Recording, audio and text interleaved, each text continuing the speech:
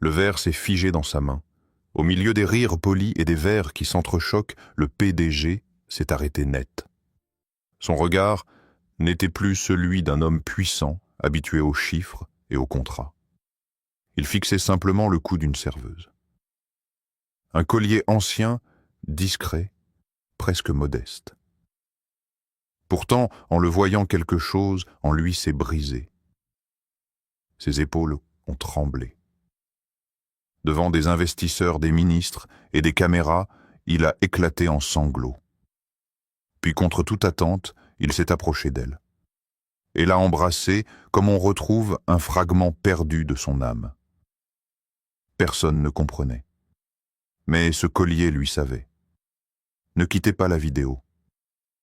Dites-moi en commentaire, vous nous regardez depuis quel pays et il est quelle heure chez vous en ce moment. Si cette histoire vous intrigue, abonnez-vous doucement à la chaîne. Nous allons la traverser ensemble. Aminata ne leva pas les yeux lorsque la cloche discrète du service VIP tinta au-dessus du comptoir. Elle savait déjà ce que cela signifiait, une table importante des regards exigeants et l'obligation d'être irréprochable. Dans cet autel de verre et de marbre posé au cœur du plateau, comme un symbole silencieux de réussite, elle n'était qu'une silhouette en uniforme beige, soigneusement repassée invisible tant qu'elle ne commettait aucune erreur. Elle ajusta son plateau contre sa hanche et inspira lentement. Autour d'elle, l'air sentait le café fraîchement moulu et le parfum cher des clients d'affaires. Les voix se mêlaient dans un brouhaha feutré. Des hommes en costume discutaient de marchés publics et de projets immobiliers. Des femmes élégantes feuilletaient des dossiers en cuir. Aminata connaissait ce décor par cœur, mais elle ne s'y sentait jamais chez elle. Elle se sentait tolérée. Aminata, table 12, lança la chef de salle Madame Bintou sans la regarder. Son ton était sec, presque satisfait. Fais attention, ce sont des gens importants. Aminata hocha la tête. Elle savait que la moindre maladresse serait retenue contre elle. Depuis des mois, elle sentait la vigilance peser plus lourdement sur ses épaules que sur celles des autres serveuses. Elle ne savait pas si c'était son silence sa réserve ou simplement le fait qu'elle ne riait pas aux plaisanteries déplacées des clients. Elle traversa la salle avec précaution. Le sol brillant reflétait les lustres suspendus comme des constellations artificielles. Elle sentit quelques regards glisser sur elle, certains distraits, d'autres curieux. À la table 12, il était Idriss Kofi. Elle connaissait son nom comme tout le monde. Résident, directeur général d'un groupe industriel qui possédait des filiales dans plusieurs pays d'Afrique de l'Ouest. On disait qu'il pesait des milliards de francs, CFA. On disait aussi qu'il avait commencé de rien. Les journaux parlaient de lui comme d'un modèle. Aminata ne connaissait de lui que son visage vu dans les articles encadrés à la réception. Aujourd'hui, il était assis, droit, costume sombre, parfaitement taillé, regard concentré sur les documents posés devant lui. Autour de lui, 3 hommes plus âgés parlaient à voix basse. Elle s'approcha. « Monsieur, votre eau minérale, dit-elle doucement. » Il leva les yeux. Ce fut bref. Une seconde à peine. Mais elle sentit quelque chose dans ce regard, non pas du mépris comme chez certains, mais une attention inhabituelle. Elle posa la bouteille, puis les verres. Ses mains ne tremblaient pas. Elle avait appris à contrôler cela. Mais lorsqu'elle se redressa, le regard d'Idriss ne quittait pas son cou. Elle suivit instinctivement la direction de ses yeux. Son collier. Un pendentif en or ancien, finement travaillé, accroché à une chaîne simple. Rien d'ostentatoire. Juste un bijou qu'elle portait toujours caché sous son uniforme. Aujourd'hui, le col légèrement ouvert laissait apparaître le motif délicat. Elle sentit un léger frisson. Ce collier commença-t-il presque malgré lui. Les autres hommes se turent. Aminata resta immobile. « Il vous appartient », demanda-t-il. Sa voix n'était pas autoritaire. Elle était troublée. Elle hocha la tête. « Oui, monsieur. » Un silence étrange s'installa. Elle perçut le léger changement d'atmosphère autour de la table. Les regards curieux, les sourcils froncés. Madame Bintou observait la scène depuis le fond de la salle.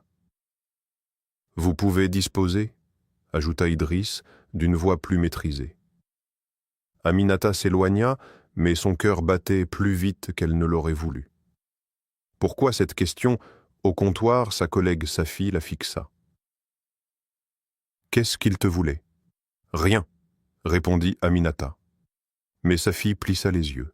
« Fais attention, les hommes comme ça ne regardent pas les filles comme nous, sans raison. » Aminata ne répondit pas.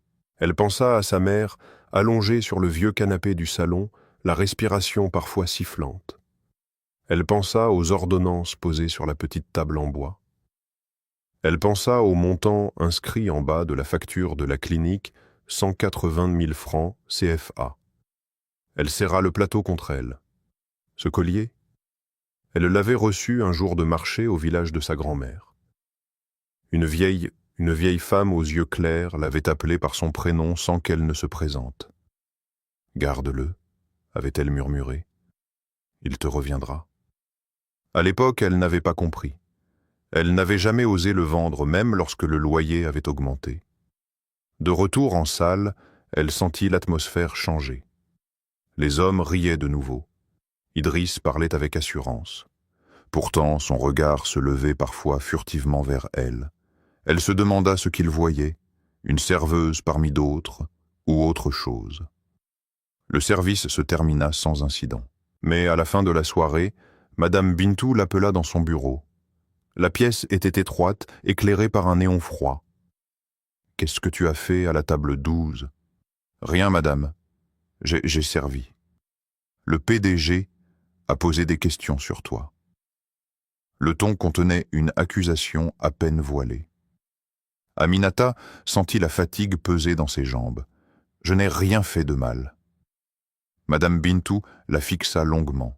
« Les clients importants n'aiment pas les histoires. Si tu cherches à attirer l'attention, je ne cherche rien. » coupa doucement Aminata. Un silence. Puis la chef soupira. « Sois prudente. Dans cet hôtel, on peut être remplacé en 1 heure. » En quittant le bureau, Aminata sentit une boule se former dans sa gorge. Dehors, la nuit était tombée sur la ville. Les lumières des immeubles dessinaient une autre réalité, celle des bureaux climatisés et des appartements avec vue sur la lagune. Elle prit le bus. Assise près de la fenêtre, elle observa son reflet dans la vitre. Le collier brillait faiblement sous la lumière du plafonnier. Pourquoi cet homme l'avait-il regardé ainsi? Elle pensa à vendre le bijou. Avec l'argent, elle pourrait payer une partie des soins. Soulager sa mère. Dormir sans compter les billets chaque soir. Mais une résistance intérieure l'en empêchait. Ce collier n'était pas qu'un objet. Il était la seule chose qui la reliait à une histoire qu'elle ne comprenait pas encore. En descendant du bus, elle serra le pendentif entre ses doigts. Le lendemain, elle retournerait à l'hôtel.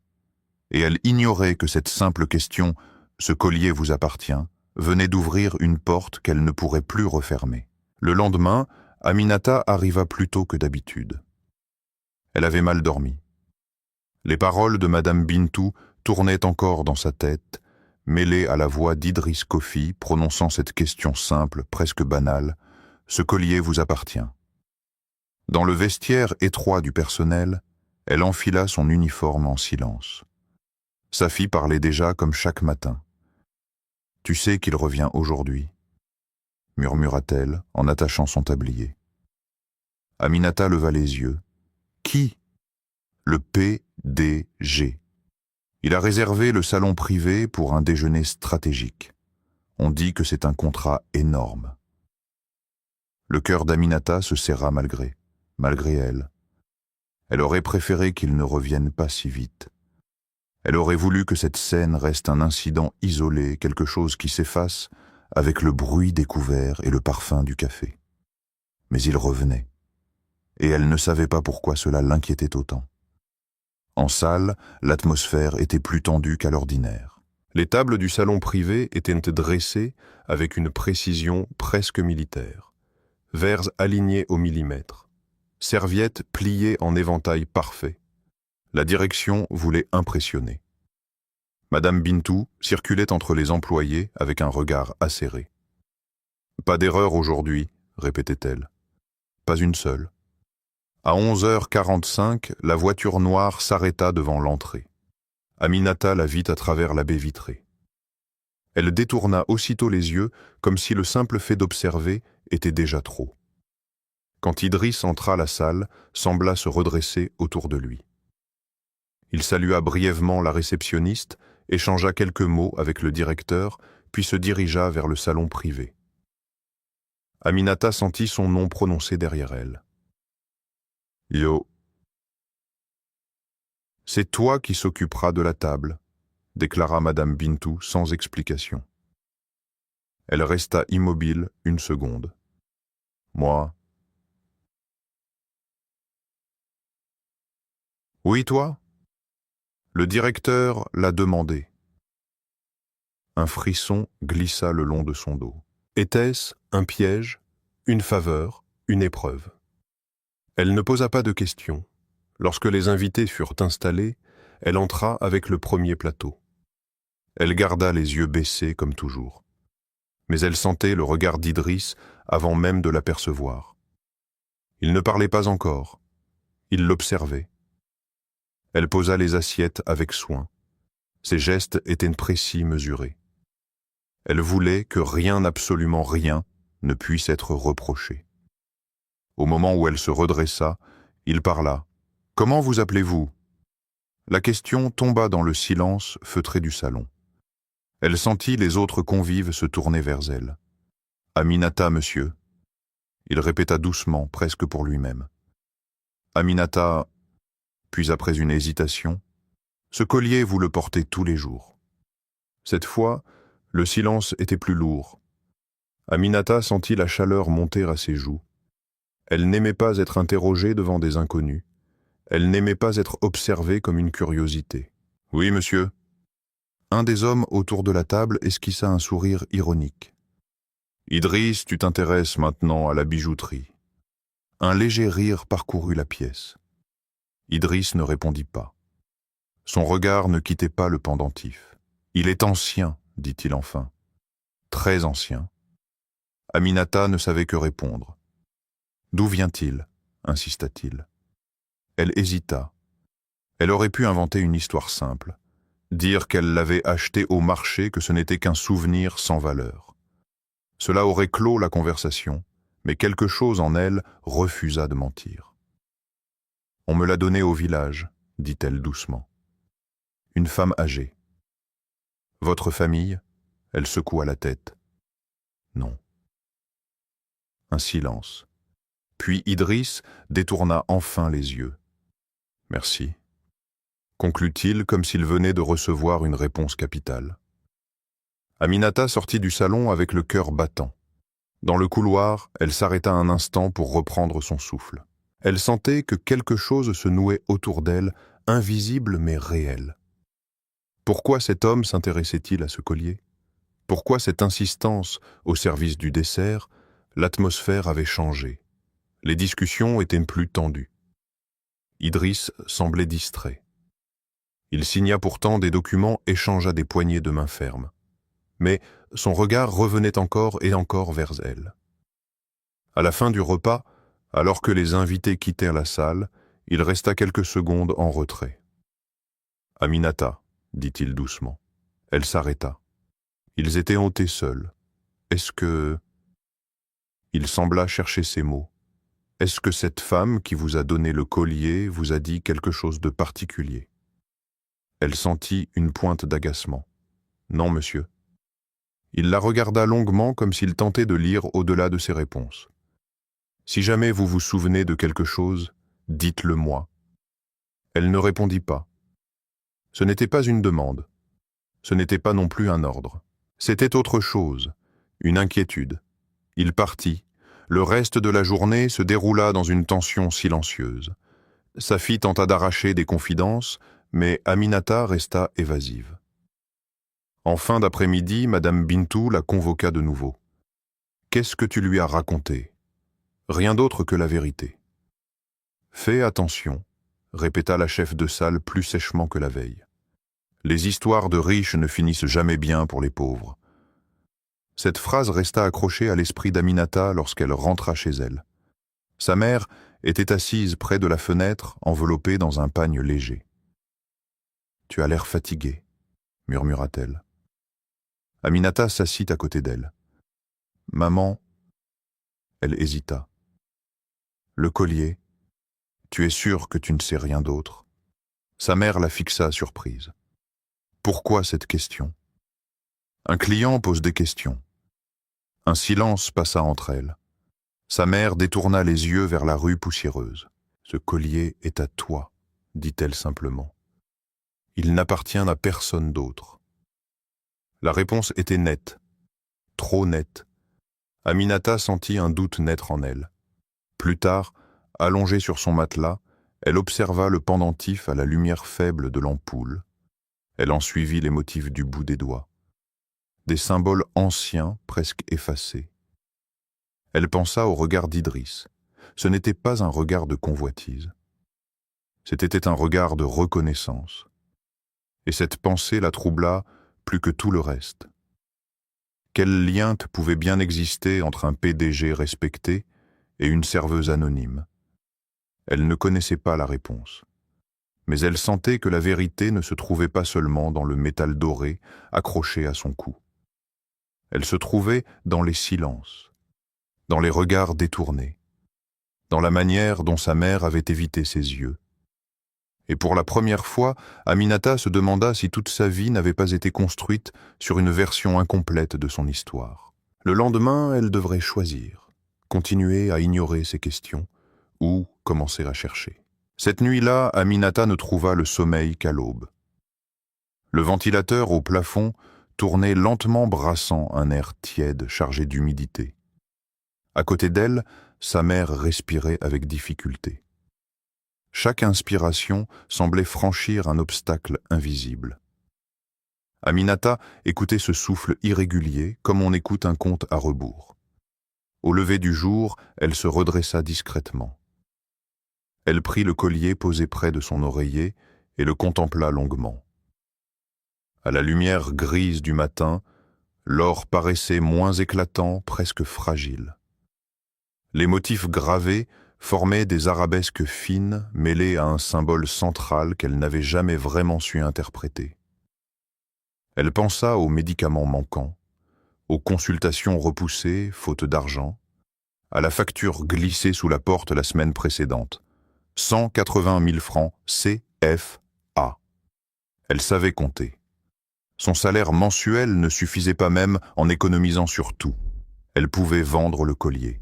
Il valait certainement plus que quelques billets froissés. Elle ferma les yeux. Si elle le vendait, tout deviendrait plus simple.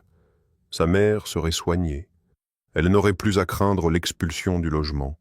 Elle pourrait respirer. Mais quelque chose en elle résistait têtu profond. Elle entendit la voix de la vieille femme au marché du village des années plus tôt. Le souvenir était flou, mais la sensation demeurait vive. La chaleur du soleil sur la terre rouge, les étals de mangue et d'arachide, et cette voix basse qui l'avait appelé par son prénom. Garde-le, il te reviendra. À l'époque, elle avait cru à une bénédiction maladroite, une parole de plus lancée par une inconnue. Aujourd'hui, ces mots prenaient un poids étrange. Sa mère se réveilla en toussant. Aminata se leva aussitôt. Ça va.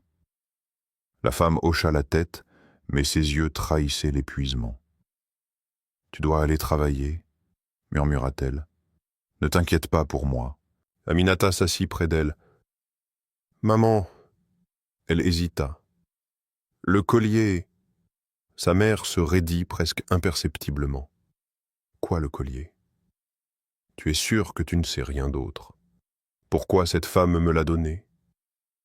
Un silence s'étira entre elles. On entendait les voix des voisins dans la rue, le cri d'un marchand ambulant, le grondement lointain d'un moteur. Certaines choses appartiennent au passé, répondit sa mère d'une voix calme, et le passé ne change rien à ce que nous sommes aujourd'hui. Aminata sentit une frustration monter. Mais il change peut-être ce que nous ne savons pas, répliqua-t-elle doucement. Sa mère détourna les yeux. Va travailler, nous parlerons une autre fois. Cette réponse laissa un goût d'inachevé. Dans le bus qui la conduisait vers le centre-ville, Aminata observa les passagers serrés les uns contre les autres. Des vendeuses, des étudiants, des ouvriers. Des vies entières suspendues à des billets de 1000 francs. Elle pensa à Idriss Kofi. Lui évoluait dans un autre monde, climatisé, protégé, structuré. Pourquoi cet homme semblait-il troublé par un simple bijou? À l'hôtel, l'atmosphère avait changé. Les regards étaient plus appuyés, les murmures plus fréquents. Elle comprit rapidement que quelque chose circulait à son sujet. Sa fille l'attira à l'écart. « On dit que tu as attiré l'attention du PDG. » Aminata soupira. « Je n'ai rien fait. Justement, ça intrigue. » Elle sentit le piège invisible se refermer. Vers midi, le directeur adjoint la convoqua. Le bureau était vaste, climatisé à l'excès. Les rideaux épais filtraient la lumière. L'homme l'observa par-dessus ses lunettes. « Aminata, nous avons reçu une remarque. » Elle resta droite. Une remarque. Le PDG a posé des questions personnelles. Cela peut créer un malaise. Elle ne comprenait pas. « Je n'ai fait que répondre, monsieur. » Il croisa les mains. Dans ce type d'établissement, la discrétion est essentielle. Nous ne voulons pas d'histoire. Le mot tomba lourdement. Histoire. Comme si elle en avait inventé une. Vous me reprochez quelque chose, demanda-t-elle. Il hésita. Disons que nous devons protéger l'image de l'hôtel. Aminata sentit la colère monter, mais elle la contint. Elle pensa à sa mère, à la facture, à la fragilité de son emploi. « Je ferai attention, » dit-elle finalement. En sortant du bureau, elle comprit que sa position était devenue instable. Elle n'était plus seulement une serveuse anonyme, elle était une question. Dans l'après-midi, elle prit une décision. Elle se rendit chez un bijoutier du quartier, un homme réputé pour son honnêteté. La boutique était étroite, encombrée de vitrines poussiéreuses. Le bijoutier examina le collier avec une loupe. Son visage changea. « Où avez-vous trouvé cela ?» Elle sentit son cœur s'accélérer. « C'est un héritage, mentit-elle à moitié. Il hocha lentement la tête. « Ce travail est ancien, très ancien. Ce n'est pas une pièce ordinaire. Il vaut combien ?» demanda-t-elle d'une voix presque inaudible. Il la regarda longuement. « Assez pour régler vos problèmes pendant un moment. » Le mot la frappa. Un moment. Pas une vie. Elle tendit la main pour reprendre le collier. « Je vais réfléchir. » En quittant la boutique, elle se sentit à la fois soulagée et troublée. Ce bijou avait une valeur qu'elle n'avait jamais imaginée. Et soudain, le regard d'Idriss prenait un sens plus inquiétant. Ce n'était pas la curiosité d'un homme riche. C'était la reconnaissance d'un objet qui appartenait à une histoire plus vaste. En rentrant chez elle, elle trouva la porte entr'ouverte. Son cœur se mit à battre violemment. Elle entra prudemment. Rien ne semblait voler. Mais des tiroirs avaient été déplacés, des vêtements fouillés. Sa mère était assise pâle. « Quelqu'un est venu, » murmura-t-elle. Il cherchait quelque chose. Aminata sentit une peur froide lui parcourir l'échine. « Il a demandé le collier. » Sa mère acquiesça. Le monde sembla vaciller autour d'elle. Ce bijou n'était plus seulement un souvenir. Il était devenu un enjeu. Elle serra le pendentif dans sa main presque douloureusement. Elle comprit alors que vendre le collier ne suffirait pas à éteindre ce qui venait de s'éveiller. Quelqu'un savait. Quelqu'un cherchait. Et désormais, ignorer la vérité serait plus dangereux que la chercher. Elle leva les yeux vers sa mère. « Maman, il faut que tu me dises tout. » Le silence qui suivit fut plus lourd que tous les mots. Sa mère ne répondit pas tout de suite. Elle resta assise sur le bord du lit, les mains posées sur ses genoux, comme si le simple fait de parler allait lui coûter plus que son souffle déjà fragile. Aminata attendit debout, au milieu de la petite pièce, le collier serré dans sa paume. « Il n'a rien pris », murmura enfin sa mère. « Il a seulement regardé. »« Qui était-il » demanda Aminata. « Un homme bien habillé ? Pas d'ici. Il a dit qu'il cherchait un bijou ancien. » Un frisson parcourut Aminata. « Tu lui as parlé du collier ?» Sa mère secoua la tête. « Non, mais il savait qu'il existait. » Ces mots résonnèrent dans l'air étouffant de la chambre. Quelqu'un savait. Aminata sentit une fatigue immense l'envahir, mêlée à une colère sourde. Elle n'avait rien demandé. Elle n'avait jamais cherché à attirer l'attention. Elle voulait seulement travailler, payer les soins, tenir debout. Et pourtant, une histoire qu'elle ne comprenait pas venait frapper à sa porte. Le lendemain, l'hôtel paraissait plus froid que d'habitude. À peine arrivée, elle sentit les regards se poser sur elle avec une curiosité nouvelle. Les murmures y cessèrent lorsqu'elle passa près du comptoir. Sa fille s'approcha visiblement nerveuse. « Le directeur te cherche. » Aminata posa son sac dans le vestiaire, ajusta son uniforme et se dirigea vers le bureau administratif. Le directeur adjoint l'attendait accompagné de Madame Bintou. L'atmosphère était tendue.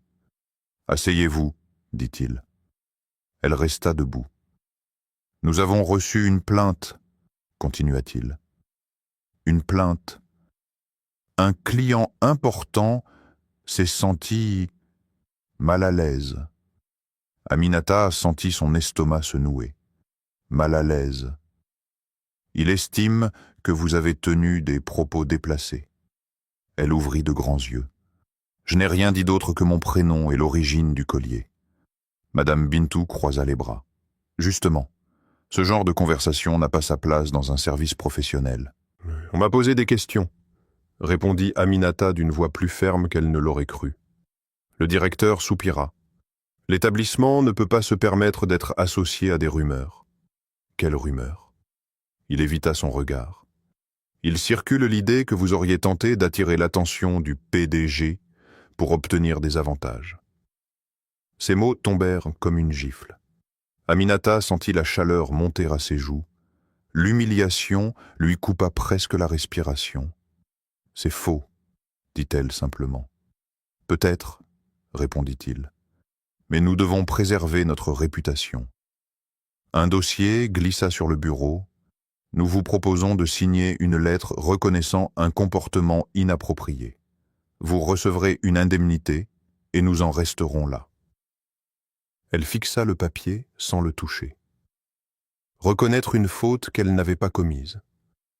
En échange de quelques billets. Elle pensa à sa mère, à l'hôpital, à la porte forcée, à l'homme inconnu. La tentation fut brève mais réelle. Avec l'argent, elle pourrait gagner du temps. Mais signer, c'était accepter le mensonge. « Et si je refuse ?» demanda-t-elle. Le silence pesa quelques secondes. « Alors, une procédure disciplinaire sera engagée, » répondit calmement le directeur. « Cela pourrait aller jusqu'au licenciement pour faute grave. » Faute grave. Les mots semblaient disproportionnés, presque absurdes. Aminata sentit une peur froide l'envahir, mais au fond de cette peur, une autre force se leva. « Je ne signerai pas, » dit-elle. Madame Bintou leva les yeux au ciel. « Réfléchis bien. Le monde n'est pas juste. »« Je le sais, » répondit Aminata. « Mais je ne mentirai pas pour le rendre plus simple. » Elle quitta le bureau avec les jambes tremblantes. Dans le couloir, elle s'adossa au mur quelques secondes pour reprendre son souffle. Elle venait peut-être de perdre son emploi. Mais elle ne se sentait pas coupable. En fin d'après-midi, elle fut informée qu'elle était suspendue à titre conservatoire le temps de l'enquête interne. Suspendue. Le mot résonna dans sa tête, tandis qu'elle quittait l'hôtel, son sac plus léger que d'habitude. Dehors, le soleil était encore haut.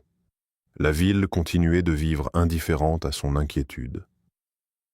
Dans une voiture noire stationnée non loin de l'entrée, Idriss observait la scène.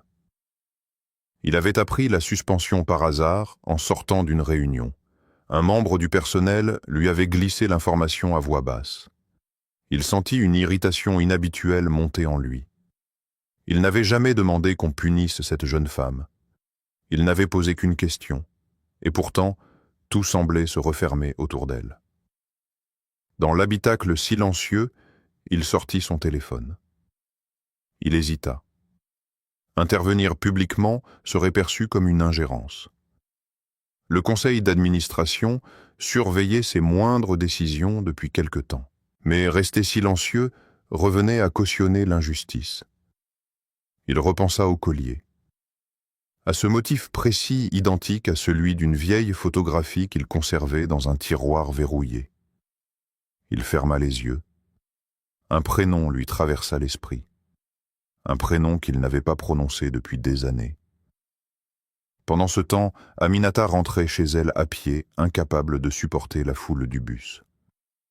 Comment annoncer à sa mère qu'elle était suspendue? Lorsqu'elle ouvrit la porte, sa mère comprit immédiatement. « Ils t'ont fait du mal. » Aminata secoua la tête. « Je suis suspendue. » Sa mère ferma les yeux un instant, comme si elle s'y attendait. « C'est à cause du collier. » « Oui. » Le silence qui suivit était lourd de non-dits. « Maman qui était mon père ?» demanda soudain Aminata. La question resta suspendue dans l'air. Sa mère inspira profondément. Il était un homme qui n'a pas su rester. Pourquoi? Les yeux de sa mère brillèrent d'une tristesse ancienne. Parce que certaines vérités dérangent plus que l'absence. Aminata sentit son cœur se serrer. Elle comprenait désormais que le collier n'était pas seulement un bijou précieux, il était une preuve, une trace, et quelqu'un voulait l'effacer. Dans la nuit, alors qu'elle veillait près de sa mère endormie, son téléphone vibra. Un numéro inconnu. Elle hésita puis décrocha. Une voix masculine posée presque polie. « Mademoiselle Aminata. » Elle se redressa. « Oui. Nous aimerions vous rencontrer. » Discrètement. Il s'agit du collier. Son cœur se mit à battre plus vite. « Qui êtes-vous » Un léger silence. Disons, des personnes concernées par son histoire. La ligne se coupa. Aminata resta immobile, le téléphone encore contre son oreille. Elle venait de refuser de mentir pour sauver son emploi. Et maintenant, on lui proposait autre chose, une rencontre, une négociation peut-être. Elle serra le collier dans sa main. Le choix ne serait plus seulement entre vérité et silence. Il serait entre peur et courage. Aminata ne parla à personne de l'appel. Toute la nuit, elle tourna et retourna les mots dans sa tête des personnes concernées par son histoire. Cette formule polie avait quelque chose de froid, presque administratif. Comme si son existence pouvait se résumer à un dossier en attente. Au petit matin, elle prit une décision. Elle irait au rendez-vous. Pas par naïveté, mais parce qu'elle comprenait désormais qu'attendre ne la protégerait pas. Le lieu fut envoyé par message. Quelques heures plus tard, un café discret, à l'écart du centre près d'une avenue bordée de flamboyants poussiéreux. L'heure 16 heures. Elle laissa sa mère chez une voisine de confiance prétextant une démarche administrative. Elle ne voulait pas l'inquiéter davantage. Le café était presque vide lorsqu'elle entra. 2 hommes étaient assis au fond d'eau au mur. Costume sombre, attitude calme. Ils ne souriaient pas. Elle sut immédiatement que c'était eux. « Mademoiselle Aminata » dit l'un d'eux en se levant légèrement. Elle resta debout. « Vous avez demandé à me voir ?» Ils échangèrent un regard rapide, comme pour s'assurer qu'elle venait seule. « Asseyez-vous » proposa le second. Elle obéit sans enlever son sac de son épaule. Un silence s'installa. Puis le premier homme posa une enveloppe sur la table. Nous savons que vous traversez une période difficile. Suspension professionnelle, situation familiale fragile. Aminata sentit une pointe de colère. Vous me surveillez. Nous nous informons, répondit-il calmement. Le collier que vous portez suscite un intérêt particulier. Elle resta immobile. Il nous semble préférable que cet objet change de propriétaire. Discrètement. Le mot préférable était chargé de sous-entendu. Il est à moi, dit-elle simplement. L'homme hocha la tête. Bien sûr. Mais certaines choses dépassent la propriété individuelle. Il ouvrit l'enveloppe. Des liasses de billets apparurent. Une somme qu'elle n'avait jamais vue d'aussi près. Ceci pourrait couvrir vos dettes, vos soins médicaux, peut-être même un nouveau départ ailleurs. Son regard resta fixé sur l'argent quelques secondes de trop. Elle pensa à sa mère aux médicaments, à la suspension, à l'incertitude. Puis, elle releva les yeux. Pourquoi est-il si important pour vous? Un léger silence, parce qu'il appartient à une histoire qui ne doit pas être ravivée. Ces mots confirmèrent ce qu'elle pressentait. Ce n'était pas qu'une question d'argent. C'était une question de mémoire. Et si je refuse? Demanda-t-elle. Le second homme croisa les mains. Vous êtes libre, mais les choses pourraient se compliquer davantage pour vous. La menace était douce, presque courtoise. Aminata sentit son cœur battre plus vite. Elle aurait pu prendre l'enveloppe, partir, sauver sa mère. Mais quelque chose en elle se redressa. Je ne le vendrai pas. Les deux hommes échangèrent un regard plus dur cette fois. Réfléchissez bien. J'ai réfléchi. Elle se leva. Dites à ceux qui vous envoient que je ne suis pas à vendre. Elle quitta le café sans se retourner, les jambes tremblantes mais le dos droit. Dehors, la chaleur l'enveloppa comme une étreinte brutale. Elle inspira profondément. Elle avait peur, oui, mais elle ne regrettait pas. Dans une autre partie de la ville, Idriss Kofi refermait un vieux tiroir de son bureau personnel. Il venait de passer 1 heure à contempler une photographie jaunie. On y voyait 2 enfants, un garçon et une petite fille assis sur les marches d'une maison familiale. Aujourd'hui détruite. Autour du cou de la fillette brillait un pendentif identique à celui d'Aminata. Sa sœur, disparue dans des circonstances que l'on avait qualifiées d'accidentelles. Un incendie, une confusion, des documents égarés, puis le silence. Il avait grandi avec cette version officielle. Il l'avait acceptée parce qu'il était plus simple d'accepter que de creuser. Mais le collier était une pièce unique, forgée spécialement pour leur mère, transmise ensuite à la fillette. Il ne pouvait pas exister en double. Il se leva brusquement. Depuis quelques jours, il sentait une résistance autour de lui. Des regards évités. Des conseils insistants de ne pas s'impliquer. Son bras droit, Moussa, avait été particulièrement insistant. Patron, il ne faut pas rouvrir le passé. Les investisseurs n'aiment pas l'instabilité. Instabilité. Comme si la vérité était un défaut comptable. Idriss prit son téléphone. Trouve-moi les registres de l'orphelinat incendié il y a 25 ans, ordonna-t-il à son assistant. Et les archives hospitalières? Tout. Il raccrocha le cœur lourd. Si ce qu'il soupçonnait était vrai, alors sa vie entière reposait sur un mensonge entretenu par d'autres. Pendant ce temps, Aminata rentrait chez elle à pied. Elle sentait un regard dans son dos à plusieurs reprises. Elle accéléra sans se retourner. Arrivée devant sa porte, elle s'arrêta net. La serrure était encore abîmée. Elle entra prudemment. Sa mère était assise plus pâle que d'habitude. « Ils sont revenus », murmura-t-elle. Le sang d'Aminata se glaça. « Qui ?» ?»« Les mêmes hommes. Ils ont demandé si tu avais réfléchi. » Aminata sentit la peur la traverser, mais aussi une colère nouvelle. « Je ne céderai pas. » Sa mère la fixa longuement. « Ce collier, » commença-t-elle d'une voix tremblante. « Il ne t'a pas été donné par hasard. » Aminata s'agenouilla devant elle. « Alors dis-moi la vérité. » Les yeux de sa mère se remplirent de larmes. « Ton père n'était pas l'homme que je t'ai décrit. Il y a eu des choses, des secrets, des choix que je n'ai pas faits. » Chaque mot semblait arraché à une douleur ancienne.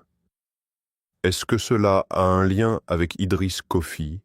osa demander Aminata. Sa mère ferma les yeux. Le silence fut sa réponse.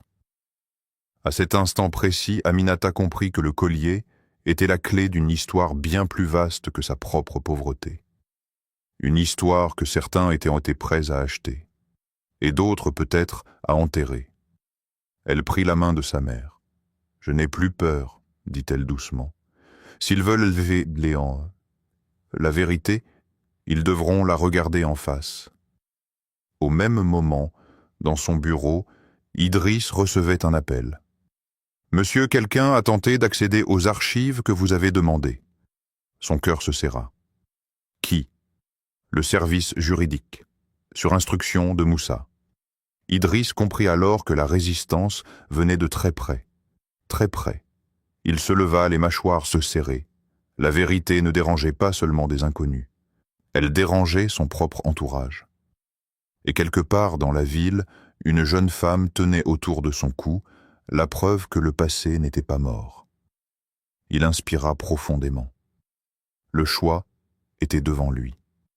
Fermer les yeux, ou affronter ceux qui depuis des années avaient construit le silence. La nuit tomba avec une lourdeur inhabituelle. Aminata resta longtemps assise près de la fenêtre, le regard perdu dans l'obscurité de la ruelle. Chaque bruit lui semblait suspect. Un pas trop lent, une moto qui ralentissait, un murmure derrière le mur. Sa mère s'était endormie, épuisée par l'émotion. Les révélations partielles avaient ouvert une brèche, mais rien n'était encore clair. Seulement des fragments, des silences, des regards fuyants. « Ton père n'était pas l'homme que je t'ai décrit. » Ces mots tournaient en boucle. Vers 22 heures, son téléphone vibra. Un message. « Nous vous avons laissé le temps de réfléchir, nous pouvons augmenter l'offre. Il est encore temps d'éviter des complications. » Aminata sentit son cœur cogner contre sa poitrine. Ils ne se contentaient plus de proposer. Ils insistaient. Elle posa le téléphone sur la table sans répondre. Une partie d'elle tremblait. Une autre se raidissait. Elle pensa à la scène du café, à l'enveloppe ouverte, à l'argent capable de transformer immédiatement leur vie.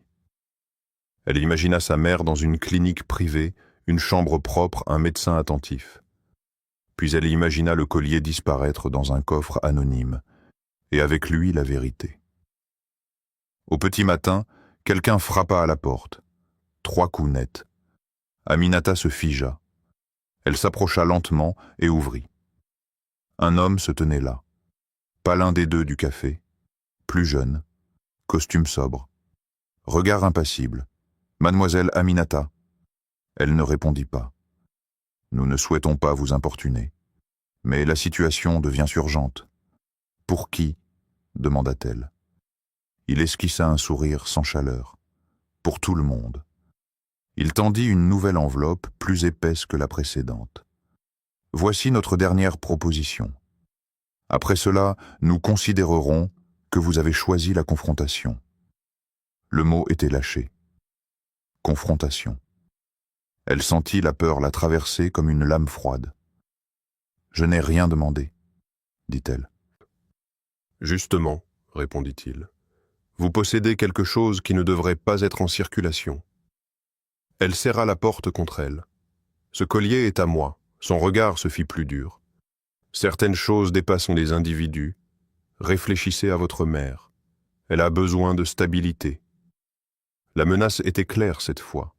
Aminata sentit une colère brûlante remplacer la peur. « Sortez d'ici, » dit-elle. L'homme la fixa encore quelques secondes, puis déposa l'enveloppe sur le seuil. « Vous avez 24 heures. » Il partit sans se retourner. Aminata resta immobile. 24 heures. Elle referma la porte et regarda l'enveloppe. Elle ne la toucha pas. Sa mère, réveillée par les voix, la regardait depuis le lit. C'était eux. Aminata hocha la tête. Sa mère ferma les yeux, accablée. « Donne-leur ce qu'ils veulent, murmura-t-elle faiblement. Je ne veux pas que tu sois en danger à cause de moi. Ces mots blessèrent Aminata plus que la menace. « Tu crois que tout s'arrêtera si je leur donne le collier ?» demanda-t-elle doucement. Sa mère ne répondit pas.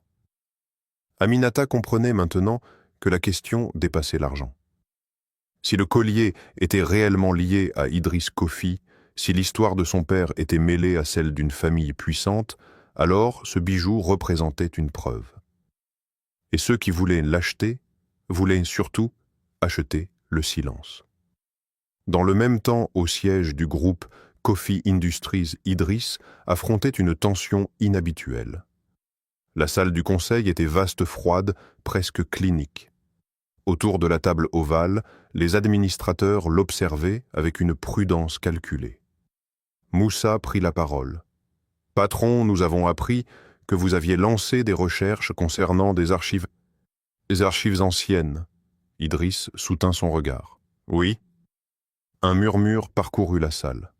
« Ce type de démarche peut fragiliser l'image du groupe, » poursuivit Moussa. « Les investisseurs étrangers sont sensibles à toute instabilité familiale. » Idriss sentit une irritation sourde monter.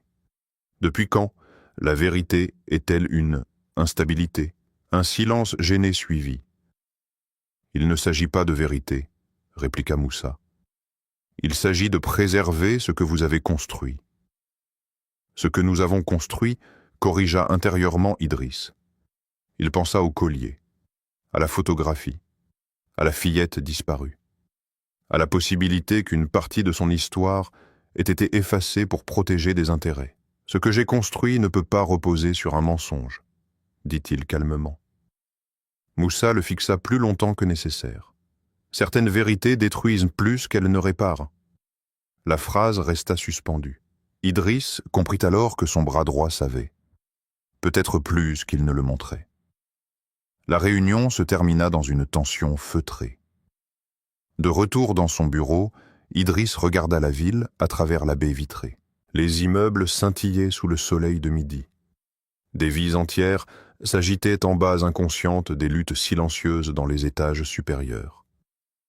Il pensa à Aminata, suspendue, isolée, pressionnée. Il sentit une responsabilité qu'il ne pouvait plus ignorer. Pendant ce temps, Aminata fixait toujours l'enveloppe posée sur la table. Elle l'ouvrit finalement. La somme était considérable, bien plus que ce qu'elle avait imaginé. De quoi payer les soins, de quoi quitter le quartier, peut-être même de recommencer ailleurs. Sa mère la regardait en silence. « On pourrait partir », murmura-t-elle. Aminata sentit les larmes lui monter aux yeux. Partir, fuir. Mais fuir signifiait abandonner la vérité. Elle se leva brusquement. Non. Elle referma l'enveloppe et la posa dans un sac plastique. « Je vais la rendre. »« Tu es folle, » souffla sa mère. « Peut-être. » Mais elle ne voulait plus vivre dans la peur. Elle sortit, traversa le quartier et se rendit au même café que la veille. Les deux hommes n'y étaient pas. Elle demanda au serveur de transmettre le sac à ceux qui l'attendaient. Le serveur hocha la tête sans en poser de questions. En quittant le lieu, elle sentit un étrange apaisement. Elle venait de choisir. Non pas la sécurité immédiate, mais la dignité. Le soir, alors qu'elle rentrait, elle remarqua une voiture noire stationnée près de chez elle. Son cœur accéléra. La portière s'ouvrit. Idriss Kofi en descendit. Il n'était pas entouré de gardes, pas de costume impeccable, juste une chemise claire, les traits tirés. Il s'approcha lentement. Aminata resta immobile. « Je ne viens pas pour acheter quoi que ce soit, » dit-il d'une voix basse. Elle sentit la fatigue dans son ton. « Alors pourquoi êtes-vous ici ?» Il la regarda longuement. « Parce que je crois que votre collier est lié à ma famille. » Le monde sembla se figer autour d'eux. « Et je crois, » ajouta-t-il, que certaines personnes essaient de vous faire taire. Aminata sentit son souffle se suspendre. Le choix qu'elle avait fait quelques heures plus tôt venait de la placer face à quelque chose de plus grand encore. Non plus seulement des menaces anonymes, mais la vérité elle-même. Le silence entre eux fut plus lourd que toutes les menaces anonymes. Aminata resta sur le seuil, la main encore posée sur la poignée de la porte. Idriss se tenait à quelques pas, comme s'il mesurait la distance à ne pas franchir sans permission. Dans la ruelle, un enfant passa en courant poursuivi par un ballon crevé. La vie continuait indifférente à l'instant fragile qui se jouait. « Vous n'auriez pas dû venir ici, » dit-elle enfin. Ce n'était pas un reproche, plutôt un constat. « Je sais, » répondit-il doucement, « mais je ne pouvais plus rester spectateur. » Elle observa son visage. Il n'y avait ni arrogance ni autorité, seulement une fatigue sincère. « Vous savez que des hommes sont venus chez moi ?» demanda-t-elle. Un éclair passa dans les yeux d'Idriss. « Oui ?» Cette réponse la figea. « Oh, vous saviez. » J'ai des raisons de penser que certains membres de mon entourage veulent récupérer ce collier à tout prix. Il prononça ces mots avec difficulté, comme s'il l'écorchait. Aminata sentit une colère contenue remonter. « Alors c'est votre monde qui me menace. » Il baissa légèrement la tête. « Oui. » Ce simple aveu eut plus d'effet que n'importe quelle justification. Un long silence s'installa. « Entrez, » dit-elle finalement. Il franchit le seuil avec prudence comme un invité conscient de pénétrer dans une intimité qu'il ne méritait peut-être pas. La pièce était modeste. Les murs portaient les traces du temps. Une odeur de menthe et de médicaments flottait dans l'air. Sa mère les observait depuis le lit. Lorsqu'elle reconnut Idriss, ses traits se figèrent. Une émotion difficile à nommer traversa son regard. « Bonsoir », dit-il avec respect. Elle ne répondit pas tout de suite. Aminata sentit la tension dans la pièce presque palpable. « Vous connaissez ma mère ?» demanda-t-elle. Idriss inspira lentement. « Je crois que je la reconnais. » Sa mère ferma les yeux quelques secondes puis les rouvrit. « Tu as grandi ?» murmura-t-elle d'une voix faible. Aminata sentit le sol se dérober sous ses pieds. « Vous vous connaissez ?» souffla-t-elle. Idriss s'assit sur la chaise près du lit. « Il y a 25 ans, un incendie a détruit un orphelinat dans le nord du pays, » commença-t-il.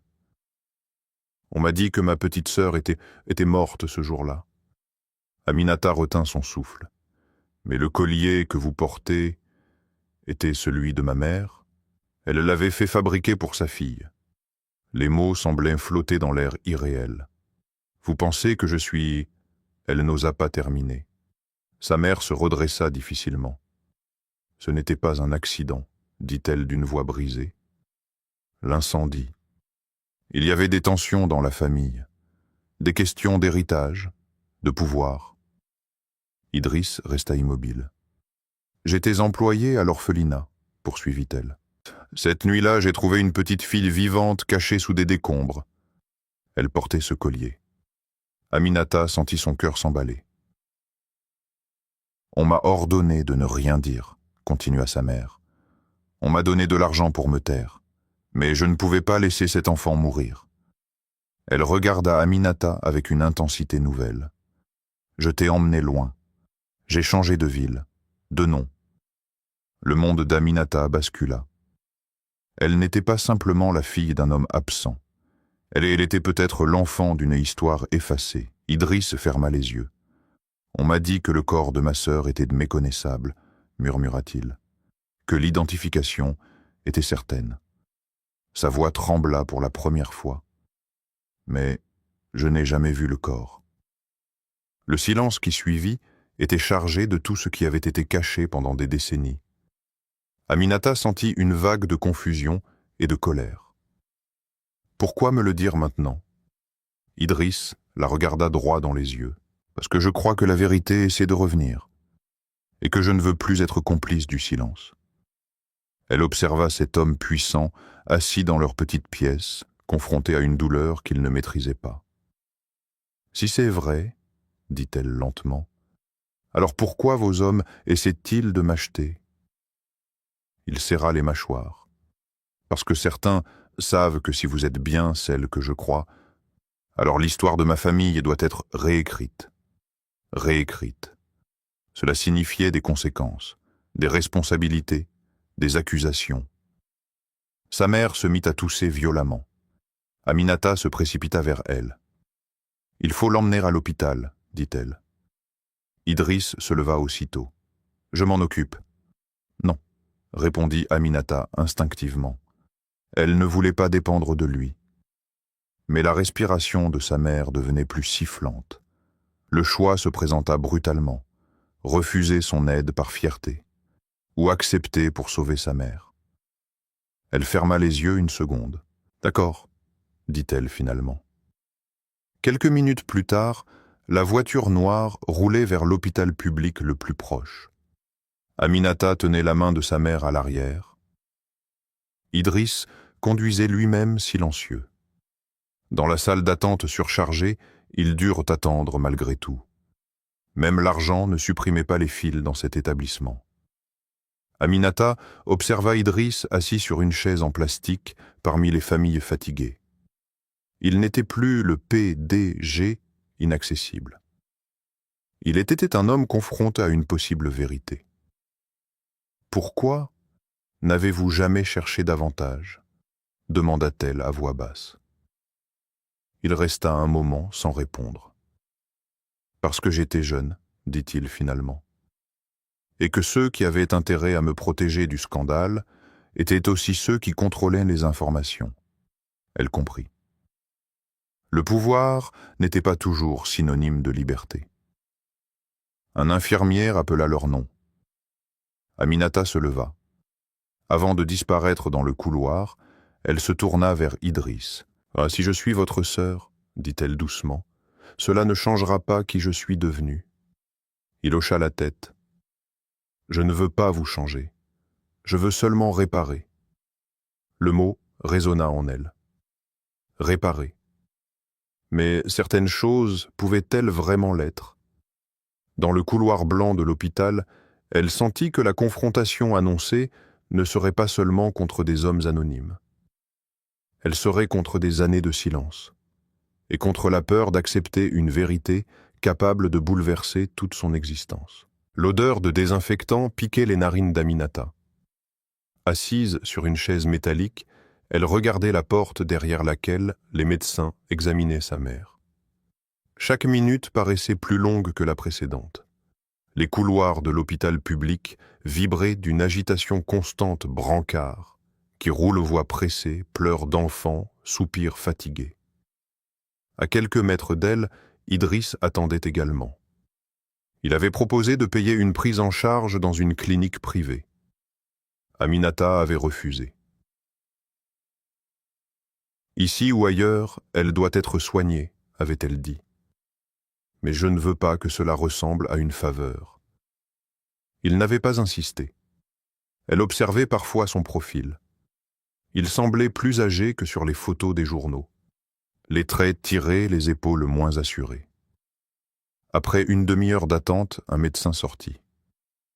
La patiente souffre d'une infection pulmonaire aggravée, expliqua-t-il. Elle doit rester en observation quelques jours.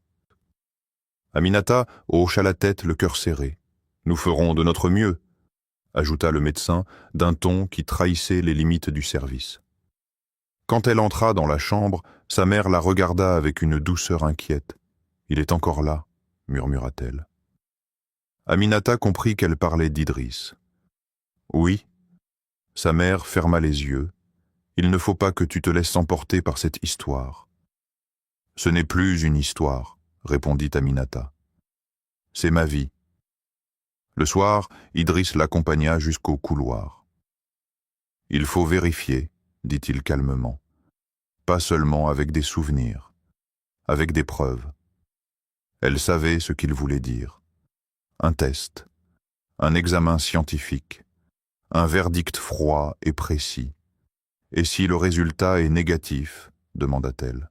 « Alors je m'excuserai de vous avoir troublé. Et s'il est positif ?» Il marqua une pause. « Alors je devrais affronter ce que ma famille a caché. » Ces mots ne contenaient ni promesse, ni certitude, seulement une acceptation. Le lendemain, ils se rendirent chez un notaire discret recommandé par Idriss. Pas un bureau luxueux, mais un cabinet ancien aux murs couverts d'archives reliées. Le notaire, un homme aux cheveux grisonnants, les observa attentivement. « Vous comprenez que ce type de démarche peut avoir des conséquences juridiques importantes, » dit-il. Aminata hocha la tête. Elle avait réfléchi toute la nuit.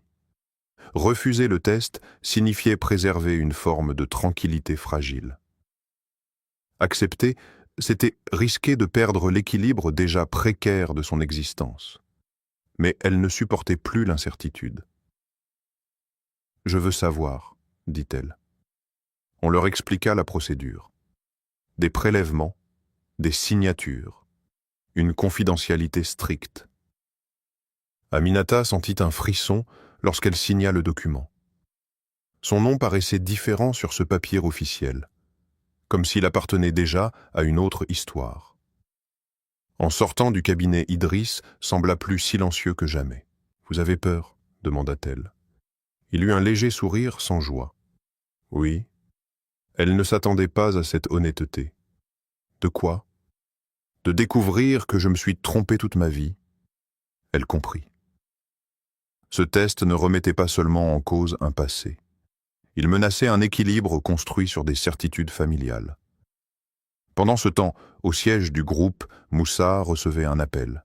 « Ils ont lancé la procédure », annonça la voix à l'autre bout du fil. Moussa ferma les yeux un instant. « Nous devons agir avant que le résultat ne circule. » « Que proposez-vous ? » ?»« Retarder, douter, discréditer, si nécessaire. » La machine se mettait en mouvement. 2 jours plus tard, Aminata fut convoquée à l'hôtel. Sa suspension était toujours en cours. Elle entra dans le bureau du directeur avec la sensation d'être observée de toutes parts. « Nous avons reçu des informations préoccupantes, » déclara-t-il. « Lesquelles ? Il semblerait que vous soyez impliqué dans une tentative d'extorsion visant un client de l'hôtel. » Aminata sentit son sang se glacer. « C'est faux. » Le directeur posa sur la table une copie d'un message anonyme affirmant qu'elle aurait exigé de l'argent en échange de son silence. Elle comprit immédiatement. La riposte. « Je n'ai jamais demandé d'argent, » dit-elle d'une voix ferme. Le conseil d'administration exige des explications. Elle sentit la colère monter.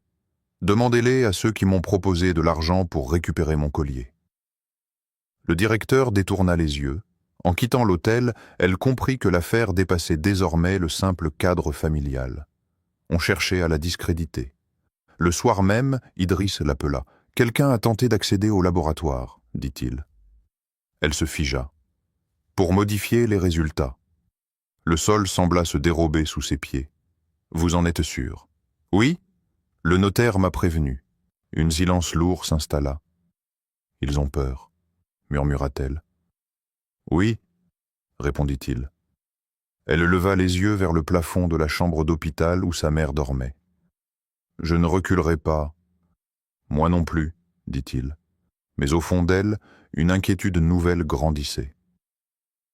Si quelqu'un était prêt à falsifier un test officiel, jusqu'où irait-il? Le 3e jour, le notaire les appela. Les résultats sont prêts. Aminata sentit son cœur battre si fort qu'elle crut qu'il allait l'étouffer. Ils se retrouvèrent dans le même cabinet, assis face au notaire. L'homme ouvrit le dossier lentement. Aminata fixait ses mains, incapable de soutenir le suspense. Les analyses confirment un lien de parenté biologique de 1er degré, déclara-t-il. Le monde devint silencieux. Elle leva les yeux. Idriss la regardait immobile. « Vous êtes liés par le sang », poursuivit le notaire. Aminata sentit une vague d'émotions contradictoires la submerger. Soulagement, colère, vertigue. Ce qu'elle avait pressenti devenait réalité. Elle n'était pas seulement une serveuse accusée à tort. Elle était l'enfant qu'on avait effacé d'une histoire puissante. Idriss inspira profondément. Ses yeux se remplirent de larmes qu'il ne chercha pas à cacher. « Ma sœur » murmura-t-il. Le mot résonna dans la pièce. Aminata sentit son cœur se serrer. Elle ne savait pas encore si elle voulait être appelée ainsi. Car cette vérité, si elle réparait une absence, ouvrait aussi un gouffre. Celui des années perdues. Et des silences imposés. Elle posa la main sur le dossier. « Maintenant, dit-elle doucement, il faudra expliquer pourquoi on a voulu me faire taire. » Idriss acquiesça. La vérité était sortie du laboratoire, mais elle devait encore affronter le monde. Le Mosseur resta suspendu entre eux, comme une passerelle fragile. Dans le cabinet du notaire, l'air semblait plus dense. Aminata observait le dossier posé sur la table, comme si ce simple ensemble de feuilles avait le pouvoir de redessiner toute sa vie. Idriss ne cherchait plus à retenir ses larmes. Il ne pleurait pas comme un homme d'affaires pris de court, mais comme quelqu'un qui retrouvait un visage longtemps pleuré en silence. Pourtant, derrière l'émotion, une inquiétude plus vaste se levait. « Cela ne s'arrêtera pas là », dit Aminata d'une voix posée. Le notaire referma lentement le dossier. « Je vous conseille la prudence. Ce type de révélation peut provoquer des réactions imprévisibles. » Imprévisible. Le mot sonnait presque naïf. Ils savaient tous les deux que les réactions seraient calculées. En sortant dans la rue, la lumière du jour les éblouit. La ville continuait son tumulte inconsciente du bouleversement intime qui venait d'avoir lieu.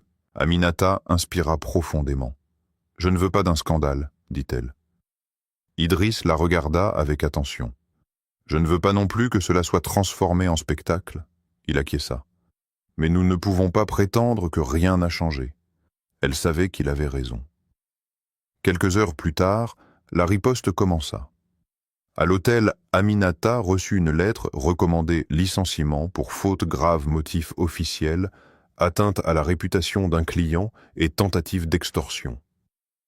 Elle lut la lettre 2 fois les mains tremblantes. Ils avaient choisi l'attaque frontale. Elle pensa un instant à déchirer le papier. Puis elle le plia soigneusement. Ce n'était plus seulement son honneur qui était en jeu. C'était la crédibilité de la vérité. Le même soir, Idriss convoqua une réunion exceptionnelle du conseil d'administration. La salle était tendue avant même qu'il ne parle. Moussa évitait son regard. « J'ai une annonce à faire », déclara Idriss d'une voix ferme. Les administrateurs échangèrent des regards prudents. Les analyses confirment que la jeune femme suspendue de l'hôtel est ma sœur biologique. Un silence glacé s'abattit.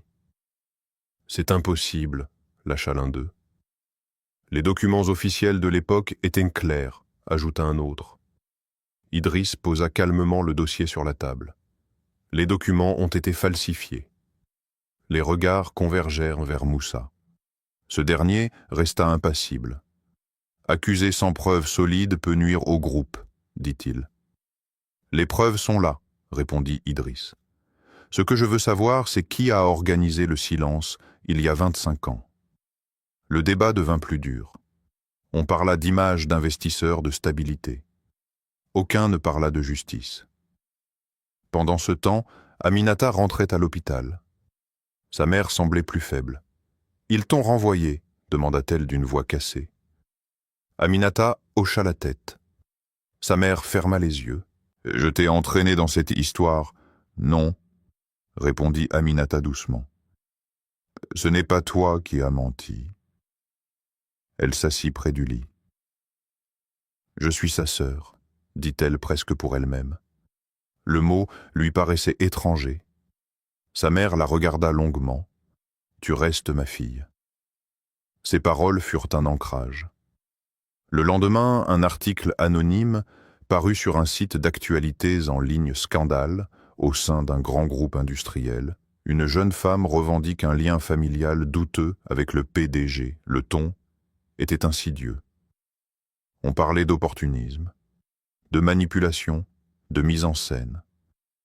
Aminata sentit la colère la traverser. Elle n'avait rien revendiqué publiquement. Pourtant, on la présentait déjà comme une menace. Son téléphone vibra sans cesse.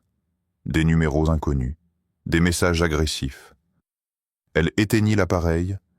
Idriss l'appela depuis un numéro privé. « Je suis désolé, dit-il. Vous n'avez pas écrit cet article, répondit-elle. Non, mais je n'ai pas su empêcher qu'on vous attaque. Elle resta silencieuse quelques secondes. Je ne veux pas être protégée comme un secret honteux, dit-elle. Si nous parlons, parlons clairement. Il comprit. Le soir même, il organisa une conférence interne avec les cadres supérieurs. Il n'y aura pas de campagne de diffamation, déclara-t-il. Toute personne impliquée dans la falsification des archives sera poursuivie. Moussa se leva. Tu es en train de fragiliser tout ce que ton père a bâti. Idriss le fixa. Peut-être que ce qui a été bâti sur un mensonge doit être réexaminé. La tension était désormais ouverte. Aminata, de son côté, prit une décision difficile. Elle accepta de rencontrer un avocat spécialisé en droit civil, non pour réclamer une part d'héritage, mais pour défendre son honneur. L'avocat, une femme d'une 50aine d'années au regard clair, l'écouta attentivement. « Vous comprenez que ce dossier peut devenir public, je le sais. Êtes-vous prête à affronter les regards ?» Aminata hésita. Elle pensa à sa vie d'avant, à l'anonymat, à la simplicité rude mais stable.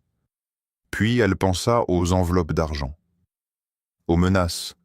Je ne veux plus avoir peur, » répondit-elle. Quelques jours plus tard, sa mère fit une rechute. Les médecins parlèrent d'une intervention coûteuse. Aminata sentit le vertige revenir. Elle pouvait accepter l'aide d'Idriss, ou continuer à refuser par orgueil. Elle resta longtemps assise dans le couloir, le dossier médical entre les mains. Lorsque Idriss arriva essoufflé, elle leva les yeux vers lui. « J'ai besoin d'aide, » dit-elle simplement. Il ne répondit pas tout de suite. Il posa une main sur son épaule. « Jo... Ce n'est pas une dette. » Elle hocha la tête. « Je ne veux pas que tu payes parce que tu te sens coupable. » Il la regarda droit dans les yeux. « Je paye parce que tu es ma sœur. » Le mot n'avait plus la même étrangeté. Il portait désormais une responsabilité. L'intervention fut programmée dans une clinique spécialisée. En signant les papiers, Aminata sentit le poids du choix qu'elle faisait. Accepter ce lien signifiait accepter aussi ses conséquences. Pendant ce temps, la pression sur Idriss augmentait. Des investisseurs demandaient des explications. Le cours de l'action du groupe vacillait légèrement. Moussa multipliait les réunions en coulisses. La bataille ne se jouait plus seulement dans les souvenirs. Elle se jouait dans les chiffres. Mais au chevet de sa mère, Aminata ne pensait ni aux actions, ni aux conseils d'administration. Elle regardait simplement la poitrine de la femme se soulever plus régulièrement. Pour la première fois depuis des semaines, elle sentit un souffle d'espoir. La vérité avait un prix. Elle l'acceptait. Mais elle n'était plus seule à le payer. La clinique privée était silencieuse. Rien à voir avec le tumulte de l'hôpital public. Ici, les couloirs étaient en large, les murs immaculés, les voix basses. Les infirmières marchaient sans précipitation apparente. L'air était frais, presque trop. Aminata se tenait près de la vitre de la salle de réveil. Sa mère venait de sortir du bloc opératoire. L'intervention avait duré plus longtemps que prévu. Elle n'avait pas quitté la chaise du couloir pendant des heures. Idriss était resté à distance, respectant son besoin de silence. Il avait signé les documents nécessaires sans un mot de trop. Il n'avait pas cherché à imposer sa présence ni à transformer cette aide en démonstration. Aminata appréciait cela. Lorsque le chirurgien sortit enfin son masque abaissé sous le menton, elle se leva d'un bond. « L'opération s'est bien passée, dit-il. Les prochains jours seront déterminants, mais nous sommes confiants. » Un poids immense quitta sa poitrine. Elle sentit ses jambes fléchir légèrement. Idriss posa une main discrète derrière son dos pour l'empêcher de vaciller. Elle ne protesta pas. Dans la chambre, sa mère semblait plus petite que jamais dans le grand lit blanc. Des tubes des machines, un bip régulier qui marquait le rythme de la vie. Aminata s'assit près d'elle. « Tu es forte, » murmura-t-elle. Sa mère ouvrit les yeux un instant. « Ne laisse personne te voler ta paix, » souffla-t-elle avant de se rendormir. Ces mots résonnèrent longtemps après. Le lendemain, la presse franchit un nouveau seuil. Un grand quotidien publia en première page le PDG, Idriss Kofi, reconnaît un lien familial avec une jeune femme issue d'un orphelinat incendié il y a 25 ans. L'article était plus nuancé que les précédents. On y mentionnait le test ADN, les archives suspectes, les interrogations sur la gestion passée du groupe. Aminata lut l'article depuis la salle d'attente, le journal posé sur ses genoux. Elle ne s'y reconnaissait pas entièrement. On parlait d'elle comme d'un symbole, comme d'un enjeu. Mais elle restait une fille assise près du lit de sa mère. Son téléphone vibra de nouveau. Des messages de soutien cette fois. Des inconnus qui saluaient son courage, d'anciennes collègues de l'hôtel qui s'excusaient d'avoir douté. Elle sentit une émotion étrange. Le regard du monde avait changé. Dans le même temps, au siège du groupe, la tension était à son comble. Moussa convoqua une réunion en l'absence d'Idriss, profitant d'un déplacement à la clinique. « Nous devons protéger l'entreprise », déclara-t-il. « Si cette histoire dégénère des contrats internationaux, pourrait être remis en question. » Un administrateur plus âgé prit la parole. « La question n'est plus seulement économique. Si des archives ont été falsifiées, il y a une responsabilité pénale. » Moussa serra les mâchoires. « Ce sont des spéculations. » Mais les regards n'étaient plus aussi dociles qu'avant. Idriss, de son côté, s'assit près d'Aminata dans la cafétéria de la clinique. « Le conseil est divisé, » dit-il calmement. Elle hocha la tête. « Je ne veux pas que ta position soit fragilisée à cause de moi. » Il la regarda avec une douceur inattendue. « Ma position était déjà fragile si elle dépendait d'un mensonge. » Elle observa cet homme qui avait grandi dans le confort et le pouvoir et qui semblait découvrir seulement maintenant la vulnérabilité. « As-tu des souvenirs ?» demanda-t-il. Elle réfléchit. Des images floues, une maison grande, une odeur de bois brûlé et une berceuse. Il ferma les yeux. Notre mère chantait toujours la même mélodie. Ils restèrent silencieux, un moment relié par une mémoire incomplète. Puis son téléphone vibra. Un message du notaire. Tentative de contestation officielle des résultats ADN déposés ce matin. Aminata sentit son estomac se contracter. « Ils veulent invalider le test, » dit-elle. Idriss prit une profonde inspiration. Cela signifie qu'ils se sentent acculés. Qui ? Il hésita. Ceux qui avaient intérêt à ce que ma sœur disparaisse. Elle sentit un frisson. Cette histoire ne concernait pas seulement un incendie accidentel. Elle touchait à des rivalités anciennes, à des parts d'héritage, à des luttes de pouvoir. Le soir, alors qu'elle revenait dans la chambre, elle trouva un homme en costume qui l'attendait dans le couloir. Elle le reconnut immédiatement, Moussa. Il la salua d'un signe de tête poli. « Nous devons parler. » Elle resta immobile. « Je n'ai rien à vous dire. Au contraire, vous avez beaucoup à entendre. » Son ton était calme, presque paternel. « Vous croyez défendre la vérité, mais vous ne comprenez pas ce que vous déclenchez. » Elle le fixa droit dans les yeux. « Expliquez-moi. » Il s'approcha légèrement. « Il y a 25 ans, votre existence menaçait l'équilibre d'une famille puissante. Certains choix ont été faits. Quels choix ? » Il marqua une pause. « Des choix pour préserver la stabilité. » Elle sentit la colère monter. en brûlant un orphelinat. Il ne répondit pas directement. Les accidents arrivent. Elle comprit qu'il ne dirait rien de plus. « Vous avez peur, dit-elle. Son regard se durcit. « J'ai peur que vous détruisiez plus que vous ne sauvez. » Elle pensa à sa mère endormie derrière la porte, à Idriss qui tentait de réparer. « Ce qui est détruit par la vérité ne tenait déjà plus debout, » répondit-elle. Moussa resta silencieux quelques secondes, puis se détourna. « Ce combat vous dépassera, » dit-il en partant. Aminata resta seule dans le couloir. Peut-être avait-il raison. Peut-être que ce combat dépassait une ancienne serveuse. Mais elle n'était plus seulement une serveuse. Elle était une survivante d'un mensonge. Et pour la première fois, elle sentit que la peur changeait de camp. Les paroles de Moussa ne quittèrent pas l'esprit d'Aminata. Ce combat vous dépassera. Toute la nuit, assise près du lit de sa mère, elle observa la lumière pâle des machines médicales. Chaque bip régulier était un rappel que la vie tenait parfois à des fils invisibles. Ce combat la dépassait peut-être, mais il l'avait déjà atteinte. Le lendemain matin, Idriss arriva avec un dossier épais sous le bras. « Les archives de l'orphelinat », dit-il simplement. Ils s'installèrent dans un petit salon privé de la clinique. Le silence était presque religieux. Idriss ouvrit le dossier.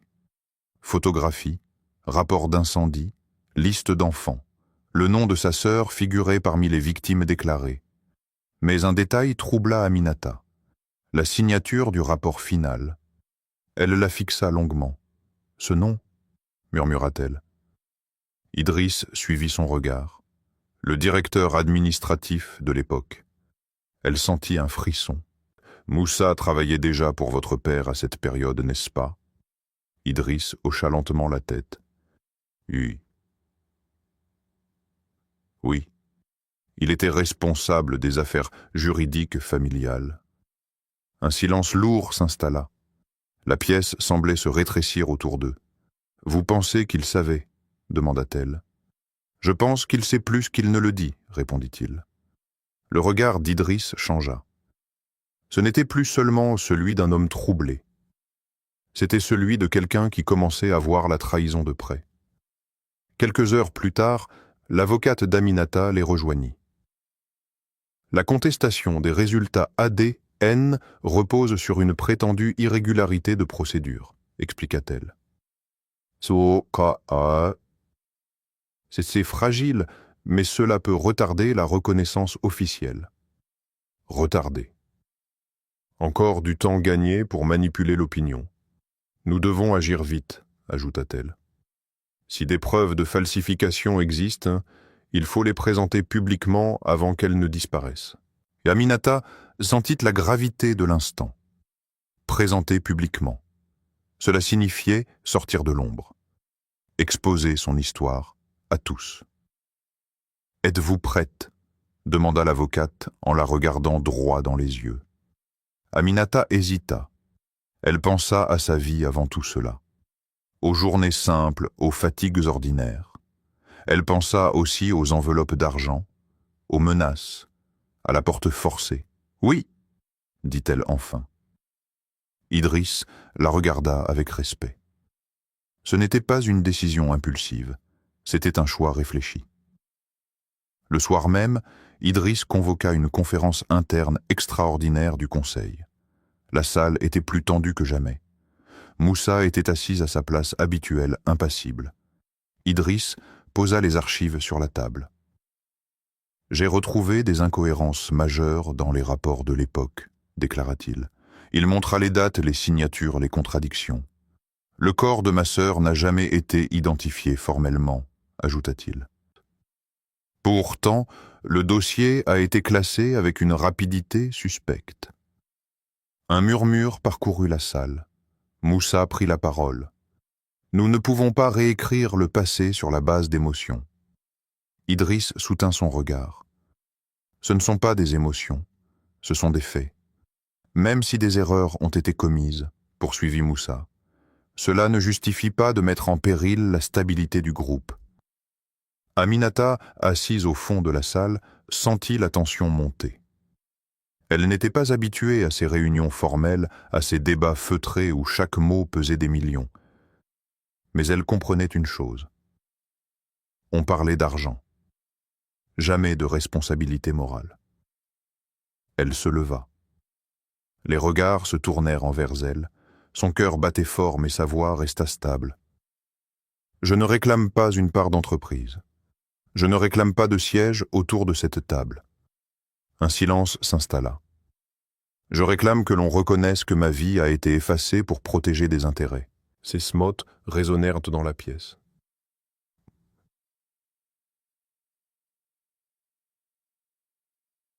On y m'a enlevé mon nom, mon histoire, ma famille. Elle fixa Moussa, qui a décidé que cela était nécessaire. Pour la première fois, le masque de l'homme se fissura légèrement. Un administrateur plus âgé prit la parole. Si ces faits sont avérés, il s'agit d'une faute grave. Moussa se redressa. Vous oubliez que sans certaines décisions du passé, cette entreprise n'existerait peut-être pas. Cette phrase fit l'effet d'une confession involontaire. Aminata sentit un frisson parcourir la salle. Idriss se leva. « À quel prix » demanda-t-il calmement. Le silence fut total. Moussa ne répondit pas immédiatement. « À un prix nécessaire », dit-il enfin. Ces mots claquèrent comme une vérité nue. Aminata comprit que derrière les rapports et les signatures, il y avait eu un choix délibéré. Sacrifier un enfant pour préserver un héritage. La salle se transforma en tribunal moral. Idriss parla d'une voix ferme. « Si ma sœur a été déclarée morte alors qu'elle ne l'était pas, cela signifie que des documents ont été falsifiés, que des témoins ont été réduits au silence. » Il regarda Moussa. « Étiez-vous impliqué ?» Le temps sembla suspendu. Moussa inspira profondément. « J'ai exécuté des ordres, » dit-il. Ces 4 mots firent basculer l'équilibre. Aminata sentit son souffle se bloquer. Exécuter des ordres. Cela signifiait qu'il n'était pas seul. « De qui ?» demanda Idriss. Moussa détourna les yeux. « De votre père. » Le monde d'Idriss vacilla. Aminata vit la douleur passer dans son regard. Ce n'était plus seulement une trahison professionnelle, c'était une blessure intime. « Pourquoi ?» murmura-t-il. Moussa répondit d'une voix plus basse. « Parce qu'une héritière supplémentaire compliquait les successions. Parce que les tensions familiales menaçaient les contrats en cours. Parce que la stabilité exigeait des sacrifices. » Aminata sentit les larmes lui monter aux yeux. Elle n'était pas un accident. Elle avait été un obstacle que l'on avait effacé. Idriss resta silencieux plusieurs secondes, puis il déclara « Si cette entreprise repose sur un sacrifice injuste, alors elle doit être reconstruite autrement. » La décision était prise. Le Conseil vota l'ouverture d'une enquête interne et la suspension immédiate de Moussa. En quittant la salle, Aminata sentit un mélange étrange de soulagement et de vertige. La vérité commençait à émerger, mais elle laissait derrière elle un champ de ruines. Idriss s'approcha d'elle dans le couloir. « Je ne savais pas, » dit-il simplement. Elle hocha la tête. « Je le crois. » Il ferma les yeux un instant. « Nous ne pouvons pas changer ce qui a été fait. »« Non, » répondit-elle doucement. « Mais nous pouvons décider de ce que nous en faisons. Le combat l'a dépassé peut-être. Mais désormais, il n'était plus mené dans l'ombre. » La suspension de Moussa fit l'effet d'un séisme silencieux. Dans les couloirs du siège, les regards avaient changé. On ne murmurait plus seulement le nom d'Aminata comme celui d'une menace. On le prononçait désormais comme celui d'un révélateur. Pourtant, rien n'était gagné. Une enquête interne avait été annoncée, des documents devaient être examinés, des témoins convoqués. Mais Aminata comprenait que les vérités institutionnelles avançaient lentement, parfois plus lentement que la douleur. À la clinique, sa mère récupérait progressivement. Elle respirait mieux, elle parlait plus longtemps sans s'essouffler. Mais ses yeux portaient une inquiétude nouvelle. « Tout cela pour moi », murmura-t-elle un soir. Aminata secoua la tête. « Non, pas pour toi, pour ce qui a été fait. » Sa mère lui prit la main. « Je n'ai jamais voulu que tu appartiennes à leur monde. » Aminata comprenait cette peur. Le monde d'Idriss n'était pas seulement celui du confort. C'était celui des luttes feutrées, des décisions froides, des héritages lourds. Mais elle n'y entrait pas par ambition, elle y entrait par vérité. Quelques jours plus tard, un journaliste respecté demanda une interview officielle. « Nous ne pouvons pas laisser d'autres raconter votre histoire, » dit l'avocate d'Aminata. « Si vous vous taisez, on parlera à votre place. » La perspective l'effrayait. Elle n'aimait pas l'exposition. Elle n'aimait pas l'idée d'être observée, analysée, commentée. Mais elle comprenait l'enjeu. Un soir, elle en parla à Idriss dans le petit salon de la clinique. « Si je parle, je ne veux pas que ce soit une attaque, » dit-elle. « Je ne veux pas humilier ton père, même s'il a commis l'irréparable. » Idriss resta silencieux un moment. « Il est mort sans jamais reconnaître ce qu'il a fait, » répondit-il doucement. « Ce n'est pas l'humilier que de dire la vérité. C'est empêcher que cela recommence. » Elle réfléchit longuement, puis elle accepta. L'interview fut organisée dans un studio sobre. Pas de décor luxueux, pas d'effets dramatiques. Aminata s'assit face au journaliste. Les projecteurs l'éblouissaient légèrement. « Pourquoi parler maintenant ?» demanda-t-il. Elle inspira profondément. « Parce que j'ai été effacée d'une histoire qui était la mienne. Parce que d'autres ont décidé que ma vie valait moins que leur stabilité. » Sa voix tremblait à peine. « Je ne cherche ni vengeance ni fortune. Je cherche la reconnaissance d'un tort. » Le journaliste l'écoutait sans l'interrompre. « Avez-vous pardonné ?» demanda-t-il. La question la surprit. Pardonner? Elle pensa à Moussa, à son père biologique qu'elle n'avait jamais connu, aux années perdues. « Je ne sais pas encore », répondit-elle honnêtement. Le pardon ne précède pas la vérité. Il vient après. L'interview fut diffusée le lendemain. Les réactions furent massives. Des messages de soutien affluèrent. Des débats s'ouvrirent sur les réseaux sociaux. Certains dénonçaient l'injustice. D'autres accusaient Aminata de fragiliser une réussite nationale. Elle découvrit la violence des commentaires anonymes, mais elle découvrit aussi une solidarité inattendue. Des femmes racontaient que leur propre silence imposait. Des anciens employés de l'orphelinat évoquaient des anomalies jamais expliquées. La parole se libérait. Au siège du groupe, l'enquête avançait. Des documents disparus réapparurent. Un ancien comptable admit avoir validé des paiements suspects liés à l'orphelinat la semaine de l'incendie. La pression montait. Idriss convoqua une conférence de presse. Cette fois, il ne s'agissait plus d'un communiqué interne. Il se tenait face aux caméras, le visage grave. « Les faits révélés ces derniers jours sont douloureux », déclara-t-il. « Si des actes ont été commis pour effacer l'existence d'un enfant au nom de la stabilité, ils sont moralement inacceptables. » Il ne cherchait pas à protéger l'image, il cherchait à la redéfinir. « En tant que dirigeant, je prends la responsabilité d'ouvrir toutes les archives et de coopérer avec les autorités. » Ce discours provoqua une onde de choc. Certains investisseurs se retirèrent. Le cours de l'action chuta temporairement. Mais une partie de l'opinion salua son courage.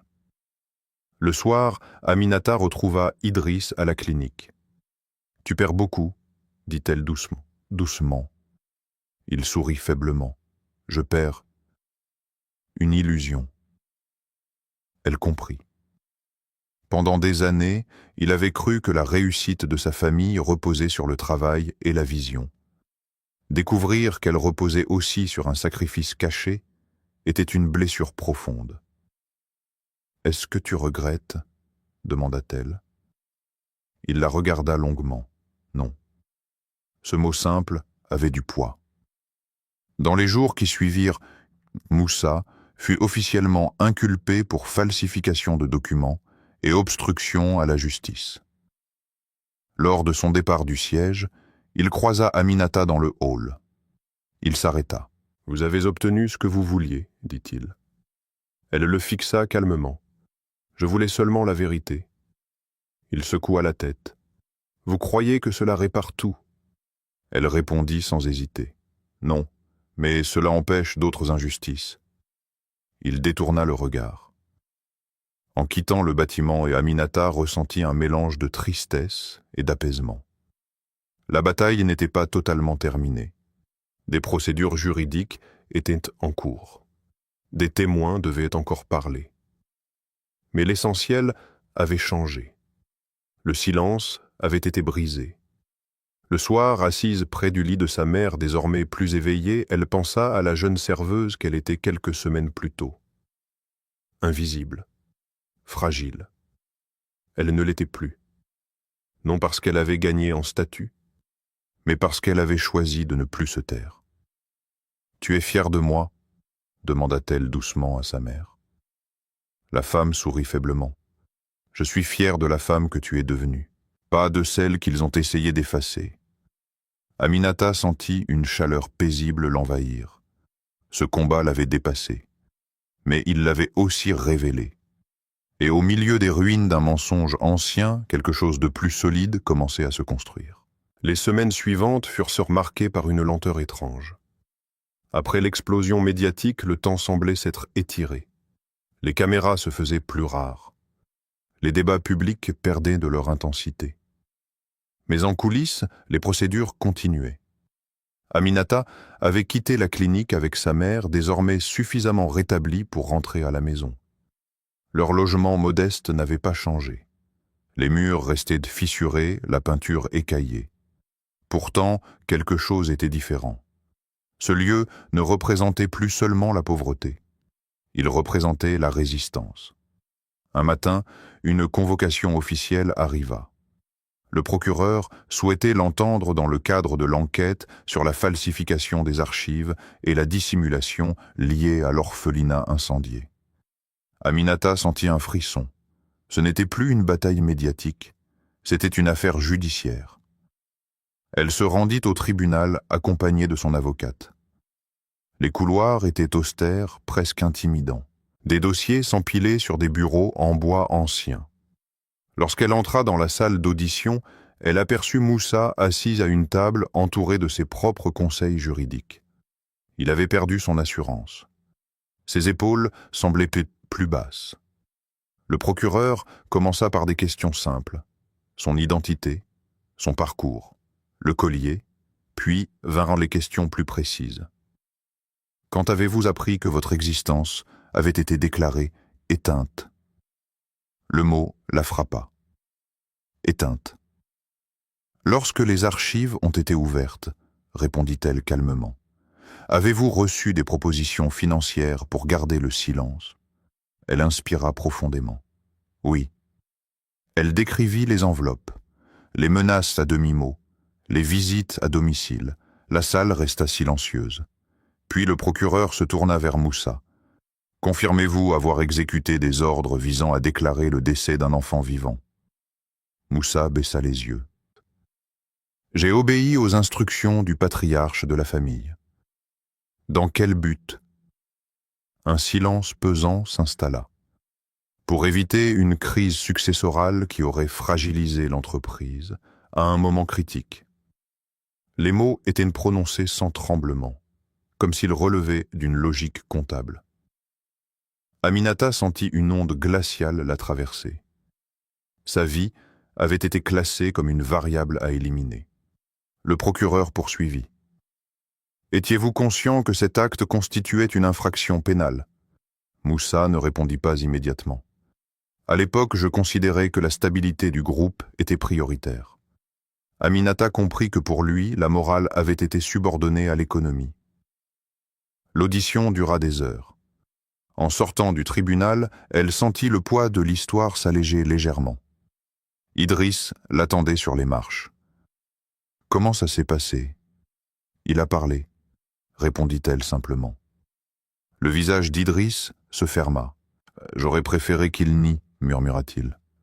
Elle comprit. Reconnaître signifiait confirmer la culpabilité de son propre père. « Tu n'es pas responsable de ses choix, » dit-elle doucement. Il hocha la tête, mais la douleur restait visible. Les jours suivants, les autorités annoncèrent officiellement la mise en examen de Moussa pour falsification de documents entrave à la justice et complicité dans la dissimulation d'un mineur. Le nom du père d'Idriss fut mentionné, mais l'action publique étant éteinte du fait de son décès, aucune poursuite directe ne pouvait être engagée contre lui. La justice ne pouvait pas juger les morts, mais elle pouvait reconnaître les faits. Un soir, Idriss se rendit seul au cimetière familial. Aminata l'accompagna à distance, respectueuse. La tombe de son père était imposante, gravée d'éloges sur sa vision et sa réussite. Idriss resta longtemps silencieux. « Tu m'as appris à bâtir », murmura-t-il face à la pierre. « Mais tu ne m'as pas appris à réparer. » Aminata s'approcha. Elle observa le nom gravé. Elle ne ressentait ni haine ni tendresse, seulement une forme de gravité. « Il a fait un choix, » dit-elle calmement. « Nous faisons le nôtre. » Le vent léger souleva les feuilles sèches autour d'eux. Ce moment n'effaçait rien. Mais il marquait une frontière. Quelques semaines plus tard, Idriss annonça publiquement la création d'un fonds dédié aux victimes de négligence institutionnelle et aux enfants issus d'orphelinats mal protégés. « Ce fonds ne rachète rien, » déclara-t-il lors de la conférence de presse. « Il est une reconnaissance. » Aminata assista à l'annonce sans se placer au premier rang. Elle ne voulait pas devenir une figure décorative. Elle restait vigilante, car elle savait que les symboles peuvent être récupérés. Un soir, dans leur petite maison, elle parla longuement avec sa mère. « Tu regrettes de m'avoir emmené loin ?» demanda-t-elle. Sa mère réfléchit. « Je regrette seulement de ne pas avoir trouvé le courage de parler plus tôt. » Aminata prit sa main. « Tu m'as protégé. » Le silence entre elles était apaisé. La justice suivait son cours. Moussa attendait son procès. L'entreprise traversait une période d'ajustement. Certains contrats avaient été perdus. D'autres, paradoxalement, avaient été renforcés par l'image d'un dirigeant prêt à affronter son passé. Mais au-delà des chiffres, quelque chose de plus intime se construisait. Un soir, Idriss invita Aminata à dîner non dans un restaurant de luxe, mais dans une petite auberge discrète loin des regards. « Je ne veux pas que notre relation soit définie par les médias, » dit-il. Elle sourit légèrement. Elle ne l'est pas. Ils parlèrent de souvenirs, de ce qu'ils ignoraient encore l'un de l'autre. Il lui raconta l'enfance dans la grande maison, les attentes lourdes, les responsabilités précoces. Elle lui parla des marchés animés, des bus bondés, des économies serrées. Deux mondes que tout opposait, et pourtant liés par le même sang. « Nous ne rattraperons jamais les années perdues, » dit-il. « Non, » répondit-elle, « mais nous pouvons choisir celles à venir. » Il acquiesça. Ce soir-là, pour la première fois, ils parlèrent non pas comme une victime et un réparateur, mais comme un frère et une sœur. La justice suivait son rythme. La vérité avait été dite. Il restait à vivre avec elle. Le jour du procès de Moussa arriva sans éclat. Pas de foule devant le tribunal, pas de caméras envahissantes, seulement quelques journalistes discrets, des employés curieux, et ceux dont la vie avait été bouleversée par des décisions prises il y a 25 ans. Aminata s'assit sur le banc réservé aux parties civiles. Elle portait une robe simple sans ostentation. Elle ne voulait pas apparaître comme l'héritière d'un empire, mais comme ce qu'elle était, une femme venue réclamer la reconnaissance d'une injustice. Idriss était assis un peu plus loin. Il ne cherchait pas à occuper l'espace. Il n'était pas là comme PDG, il était là comme frère. L'audience débuta dans une atmosphère grave. Le procureur rappela les faits falsification de certificats de décès, manipulation d'archives, obstruction à la justice, dissimulation d'identité. Chaque chef d'accusation semblait peser davantage que le précédent. Lorsque Moussa fut invité à s'exprimer, il se leva lentement. Son regard croisa celui d'Aminata. Il n'y avait plus d'arrogance, seulement une fatigue profonde.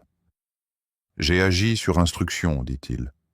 J'ai estimé que la stabilité d'une entreprise et les centaines d'emplois qu'elle soutenait justifiaient certaines décisions. » Un murmure parcourut la salle. « Vous considérez donc qu'un enfant pouvait être sacrifié au nom de l'économie ?» demanda le juge. Moussa baissa les yeux. « À l'époque, je le pensais. » Aminata sentit son cœur se serrer. Pas de colère, pas de triomphe, seulement une étrange tristesse. Lorsque ce fut à son tour de parler, elle se leva sans trembler. « Je ne suis pas ici pour réclamer vengeance, » dit-elle d'une voix claire. « Je suis ici pour que l'on reconnaisse que ma vie n'était pas une variable d'ajustement. » Le silence fut total. On m'a effacée pour éviter des conflits de succession. On m'a déclarée morte pour préserver une image. Elle marqua une pause. Mais je suis vivante. Ces mots, simples, résonnèrent comme une affirmation irréfutable. Le jugement fut rendu quelques jours plus tard. Moussa fut condamné à une peine de prison avec sursis et à une interdiction définitive d'exercer des fonctions dirigeantes. Le tribunal reconnut officiellement la falsification et la dissimulation inscrivant dans le droit ce que la vérité morale avait déjà établi. Ce n'était pas une condamnation spectaculaire, mais c'était une reconnaissance. Et parfois, la reconnaissance suffit à restaurer une dignité. À la sortie du tribunal, Idriss s'approcha d'Aminata. Il hésita une seconde comme s'il mesurait la portée du geste. Puis il la prit dans ses bras. Il ne pleurait pas bruyamment, mais ses épaules tremblaient. « Pardonne-moi pour ces années perdues, » murmura-t-il. Elle posa sa main dans son dos. « Ce n'est pas toi qui m'as perdu, » répondit-elle doucement. Il se recula légèrement. Ses yeux étaient rougis. Sans réfléchir davantage, il l'embrassa sur le front. Le geste n'avait rien de spectaculaire, rien de théâtral. Mais pour ceux qui observaient la scène, il signifiait plus que tous les discours. Il reconnaissait publiquement sa sœur, sans calcul, sans stratégie. Les jours suivants, la vie reprit un rythme plus calme. Le fonds créé par Idriss commença à soutenir plusieurs institutions éducatives et orphelinats. Des audits indépendants furent mis en place pour garantir la transparence. Aminata ne rejoignit pas immédiatement l'entreprise familiale. Elle choisit de terminer une formation en gestion sociale, convaincue que la justice ne se limite pas aux tribunaux. Sa mère, désormais rétablie, retrouvait peu à peu sa force. Un soir, assise sous le petit manguier devant leur maison, Aminata observa le ciel s'assombrir. Le collier brillait doucement contre sa peau. Elle ne le portait plus comme un secret. Elle le portait comme un témoignage. Idriss la rejoignit. « Tu aurais pu réclamer beaucoup plus, » dit-il. Elle sourit. « Je n'avais pas besoin de plus. J'avais besoin de vérité. » Il acquiesça. « Le pouvoir m'a appris à gagner, » confia-t-il. « Toi, tu m'as appris à réparer. » Elle resta silencieuse un moment. « La réparation n'efface pas le passé, » dit-elle. « Elle empêche qu'il se répète. » Il hocha la tête. Dans le calme du soir, elle pensa à la serveuse qu'elle était, à la jeune femme suspendue, accusée, menacée. Elle n'était plus cette personne fragile, mais elle n'avait pas perdu son humilité. Elle savait que la justice n'était jamais totale, que certaines blessures restaient invisibles. Pourtant, elle ressentait une paix nouvelle. Elle n'avait pas cédé à la peur. Elle n'avait pas vendu son silence. Et au bout de ce chemin, elle avait retrouvé un frère, non pas un sauveur, mais un homme prêt à affronter ses propres héritages. Le collier, autrefois objet de convoitise, était devenu symbole de résistance. Aminata leva les yeux vers les étoiles. « Je suis vivante », murmura-t-elle encore pour elle-même. Et cette fois, personne ne pouvait l'effacer. Merci d'avoir traversé cette histoire. Que ressentez-vous après ce parcours? Pensez-vous que la vérité justifie toujours les pertes qu'elle entraîne? Auriez-vous, à la place d'Aminata, accepté l'argent pour protéger votre tranquillité? Ou auriez-vous choisi, comme elle, de défendre votre dignité, coûte que coûte? La vie nous place parfois devant des choix silencieux, invisibles aux autres. Des choix entre confort et justice, entre peur et courage. Si cette histoire vous a touché, partagez votre ressenti en commentaire. Dites-moi d'où vous regardez cette vidéo et quelle heure il est chez vous en ce moment. Vos voix donnent du sens à ces récits. N'hésitez pas à aimer la vidéo si elle vous a parlé et à vous abonner pour continuer à explorer ensemble des histoires où la vérité même fragile finit par trouver sa place. À très bientôt.